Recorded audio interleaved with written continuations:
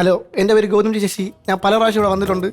അപ്പം ഞാൻ പണ്ട് തൊട്ടേ ഒരു തോൽവിയായിട്ടുള്ള ഒരാളാണ്. കാരണം എൻ്റെ ജീവിതത്തിലെ വഴിത്തിരിവെന്ന് പറഞ്ഞു കഴിഞ്ഞാൽ എന്തായാലും ഈ പരിപാടി തന്നെയാണ്. കാരണം ഞാൻ പണ്ട് പഠിക്കുന്ന കാലം തൊട്ട് എൻ്റെ ടീച്ചർമാർ എന്നെ ചന്ന പിന്നെടുത്തിട്ട് അടിക്കുമായിരുന്നു. ഞാൻ ക്ലാസ്സിൽ ഇത്തിരി ബോളുള്ള പയ്യനായിരുന്നു, അഴുക്കപ്പയ്യായിരുന്നു. സംസാരിക്കാതിരിക്കാൻ പറയുമ്പോൾ കിടന്ന് സംസാരം. അപ്പോൾ എൻ്റെ കൂട്ടുകാരൻ പറഞ്ഞ് അഭിനയിക്കാൻ കഴിവുള്ളവർക്ക് മുഖത്ത് കഴിവ് കൊടുക്കും, ഡാൻസ് കളിക്കാൻ അറിയുള്ളവർക്ക് ശരീരത്തിൽ കഴിവും, നിനക്ക് ദൈവം വായിലാണ് കഴിവെന്ന് പറഞ്ഞു.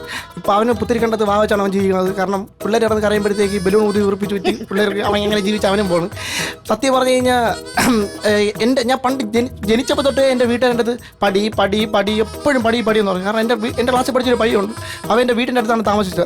അപ്പോൾ അവൻ രാവിലെ ഈ വെള്ളം കൂടുതൽ കുടിക്കണമെന്നാണ് അറിഞ്ഞൂടാ, മൂത്രം വയ്ക്കാൻ പോകും രാവിലെ 3 മണിക്ക്. അപ്പോൾ ലൈറ്റ് ഇടുമ്പോൾ എൻ്റെ അമ്മ പറയുന്നത് നീ കിടന്ന് ഉറങ്ങും, അവൻ കിടന്ന് പഠിക്കാണ്ട എന്ന് പറയും. അപ്പോൾ സത്യം പറഞ്ഞാൽ എൻ്റെ ഒടുക്കത്തെ മൂത്രം ഉറപ്പാണ് എനിക്ക് കിടക്കാൻ പുറത്തില്ല. ഞാൻ സ്കൂളിൽ പോകുമ്പോഴത്തേക്ക് അവിടെ അസംബ്ലി നടക്കും. അസംബ്ലി എന്ന് പറയുമ്പോഴത്തേക്ക് ചാള അടുക്കിയിട്ട് പോലെ കുറേ പിള്ളേരെ നിർത്തും.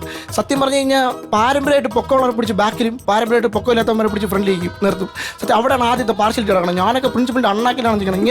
ഇങ്ങനെ സംസാരിച്ചിരുന്നത് ഞാൻ നനയും. കാരണം ഇങ്ങനെ തുപ്പൽ സംഭവം തെറിക്കണോണ്ട് ഞാൻ നനയും. സത്യം ഇത് കഴിഞ്ഞിട്ട് കുറേ പിള്ളേർ തലറിഞ്ഞേക്ക് വീഴും. കാരണം ഉച്ചവെയിൽ ഉച്ചയിലടിച്ച് നിൽക്കുകയല്ലേ, അപ്പോഴത്തേക്ക് കുറേ പേര് തലറിയും. അപ്പോൾ ടീച്ചർ ചുമ്മാ കള്ളത്തരമാണ് അസംബ്ലിക്ക് നിൽക്കാൻ മടിയുണ്ടാണെന്ന് പറയുന്നത്. സത്യം പറഞ്ഞു കഴിഞ്ഞാൽ ഇപ്പോഴത്തെ പിള്ളേരൊക്കെയാണ് ഈ വെയിലടിച്ച് തലറിഞ്ഞ് വീഴുമ്പോൾ സൺ കിസ്ഡ് എന്ന് ഇടും. നമ്മളൊക്കെയാണെങ്കിൽ സൺ ഡ്രൈവ്ഡ് എന്ന് ഇടും. കാരണം എല്ലാവരും തലറിഞ്ഞ് വീഴും. സത്യം ഇത് കഴിഞ്ഞിട്ടെന്ന് പറഞ്ഞാൽ പരീക്ഷ വരും. പരീക്ഷ എന്ന് പറഞ്ഞാൽ സഹിക്കാൻ വയ്യാത്ത കാര്യമാണ്. കാരണം എല്ലാവരും പേടിക്കുന്ന സംഭവമാണ് പരീക്ഷ. 3 തരത്തിലുള്ള പിള്ളേരാണ് പരീക്ഷ തരണം. ഫ്രണ്ട് ബെഞ്ചർ എന്ന് പറഞ്ഞാൽ സ്വന്തം വിശ്വാസത്തിൽ അർപ്പിച്ച് പോയിരുന്ന പരീക്ഷ തന്ന പിള്ളേരുണ്ട്. രണ്ടാമത്തേന്ന് പറഞ്ഞു കഴിഞ്ഞാൽ മിഡിൽ ബെഞ്ചർ എന്ന് വെച്ചാൽ സ്വന്തം വിശ്വാസത്തിലും കുറച്ച് തുണ്ടിലും പോയി വിശ്വസിച്ച് വരുന്ന പരീക്ഷ ആണ്. പിന്നെ മൂന്നാമത് എന്നെ പോലത്തെ കുറച്ച് പിള്ളേരുണ്ട് ലാസ്റ്റ് ബെഞ്ചർ. അവരൊക്കെ എല്ലാം ദൈവത്തിന് സമർപ്പിച്ചിട്ട് പോയി പരീക്ഷ. ഞാനൊക്കെ ദൈവമേ എന്ന് വിളിച്ചിട്ടാണ് പോയിരുന്ന പരീക്ഷ തന്നത്.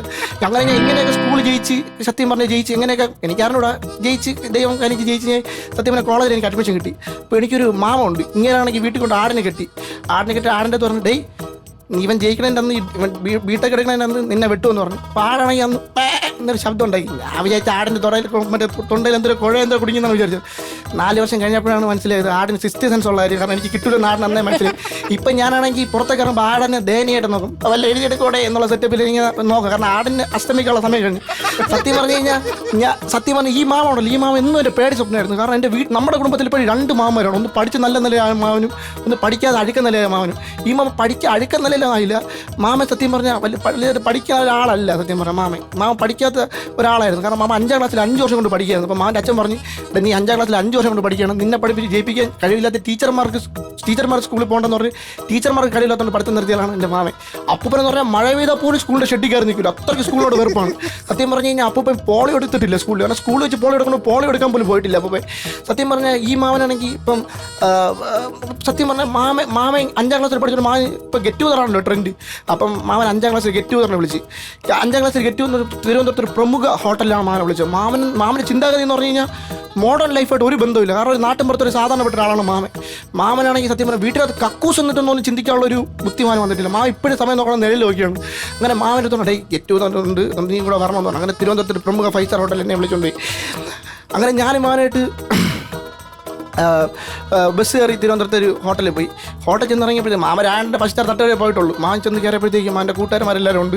ഞാൻ മാമനെ കണ്ട് നമ്മൾ അകത്തോട്ട് കയറിയപ്പോഴത്തേക്കും മാമൻ്റെ കൂട്ടുകാരൻ പറഞ്ഞേ വലിയ ആൾക്കാരൊക്കെ ഉള്ളതാണ്, നീ സൂക്ഷിച്ചൊക്കെ നിൽക്കണമെന്ന് പറഞ്ഞിട്ട്. ഞാൻ അവിടെ ചെന്നപ്പോഴത്തേക്ക് എല്ലാം 100ൻ്റെ വക്കി നിൽക്കുന്ന ടീമുകൾ.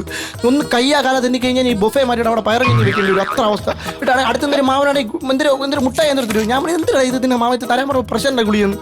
സാധാരണ നമ്മൾ വലിയ ഹോട്ടലിൽ നല്ല മണമല്ലേ, ഞാനൊരു പൊട്ടൻ ചുക്കാതി പിന്നെ കുഴമ്പ് പിന്നെ സിറപ്പ് പിന്നെ മെഡിക്കൽ സ്റ്റോറിൻ്റെയൊക്കെ മണം ഫുള്ള് തലയടിച്ച് കയറി. അങ്ങനെ മാമൻ്റെ കൂട്ടുകാരൻ പറഞ്ഞിട്ട് എല്ലാ ആഹാരവും കഴിക്കണം, കാരണം ഒന്ന് പാഴാക്കല്ലേ ഒന്നും വേസ്റ്റാക്കല്ലെന്ന് പറഞ്ഞു. അങ്ങനെ മാമനാണെങ്കിൽ ഒന്നുമില്ലാതെ എല്ലാം തിന്നു. മാമൻ എല്ലാം കഴിച്ച് കഴിഞ്ഞ് ലാസ്റ്റ് ഒരു സാധനം മാത്രം മാമൻ കഴിച്ചില്ല, ടൊമാറ്റോ സോസ് എടുത്തില്ല. കാരണം ആരും മുറുക്കി തുപ്പി വെച്ചിരിക്കണമെന്നുണ്ടായിരുന്നു. പക്ഷേ ലാസ്റ്റ് കഴിച്ചൊരു സാധനം മാമൻ്റെ വയറ്റിന് പിടിച്ചില്ല. അടുത്തിക്കണം മാമൻ തിന്നു നോക്കി എല്ലാം തിന്നു. അപ്പോൾ അതേ പറഞ്ഞാൽ ഈ പല്ലിക്കുന്ന സാധനം ടൂത്ത് പിക്ക് അതെടുത്ത് തിന്ന് മാമന്. മാമനാണെങ്കിൽ സെക്യൂരിറ്റി നോക്കിയപ്പോഴത്തേക്ക് മാമ നിന്ന് പമ്മണ്. ഇപ്പോൾ മാമ ഒരു വലിയൊരു കവാടം തുറന്ന് സെക്യൂരിറ്റി കയറ്റി വിട്ടു. ഇപ്പോൾ മാമ ഈ വഴി ഇറങ്ങിയായിരിക്കും വിളയെ പോകേണ്ടത്. കാരണം മാമൻ അറിഞ്ഞൂടല്ലോ വിള കണ്ടല്ലേ ശീലം. അങ്ങനെ മാമ ഈ കാലം കൂടെ ആയിട്ട് ബാത്റൂമിനകത്ത് പോയി. ബാത്റൂമിൽ പോയപ്പോഴത്തേക്ക് ചെന്ന് കയറി കൊടുത്ത് സെൻസർ പോയിട്ട് എല്ലാം പടപട ഓണായി. അയ്യോ എന്ന് വിളിയായിട്ട് ഞാൻ മൈൻഡ് ഇല്ല. അവൻ്റെ മാമൻ ടക്കനെ ഓടി ചെന്നിട്ട് ബാത്റൂമിനകത്ത് കയറി. ബാത്റൂമിൽ നിന്ന് അറിഞ്ഞൂടെ അവൻ കൂടാരത്തിനകത്ത് കയറി ചെന്ന് മാമൻ്റെ കൈ തട്ടി ഷവർ ഓണായി. മാമ ടക്കനെ വാർപ്പിച്ച് ഓർച്ചെന്ന് പറഞ്ഞുകൊണ്ട് കാലം കൂടെ നിർത്തി വിളിച്ച് മാമൻ ചാടി ഇറങ്ങി പുറത്തിറങ്ങി. അപ്പോൾ മാമൻ്റെ കൂട്ടുകാരൻ പറഞ്ഞു സ്വിമ്മിംഗ് പൂളിൽ ഇറങ്ങണം, ടക്കനെ ഇറങ്ങി വരാൻ പറഞ്ഞു. അങ്ങനെ മാമനാണ് തുണി മാറാൻ വേണ്ടി നോക്കിയപ്പോൾ ചെറിയൊരു കുടിസ് മുറി. അപ്പം മാമനാണ് ടക്കനെ കെയർ ചെയ്ത് ലിഫ്റ്റിനകത്ത് നിന്ന് തുണി മാറി. മാമനാണെങ്കിൽ തുണി മാറി പുറത്തിറങ്ങിയതും ആൾക്കാരെ ഫ്രണ്ടിൽ ഈ അടുക്ക സൈറ്റ് തുറന്നു വരില്ല, അതുപോലെ മാമൻ നിൽക്കുന്നു. മാമൻ്റെ ചാരിത്രം ഒന്ന് അഴിഞ്ഞു വീഴാത്തത് മാമൻ്റെ മറ്റേ തോളിൻ്റെ ഒരു പച്ചക്കറിയുള്ള തോർത്തെടുത്തുകൊണ്ട് മാത്രം. സത്യം പറഞ്ഞാൽ എല്ലാവരും സ്വിമ്മിംഗ് സൂട്ട് ഇറങ്ങിയപ്പോൾ മാമൻ പച്ചക്കറിയുള്ള തോർത്തെടുത്ത് എല്ലാവരും മാമനെ കളിയാക്കി.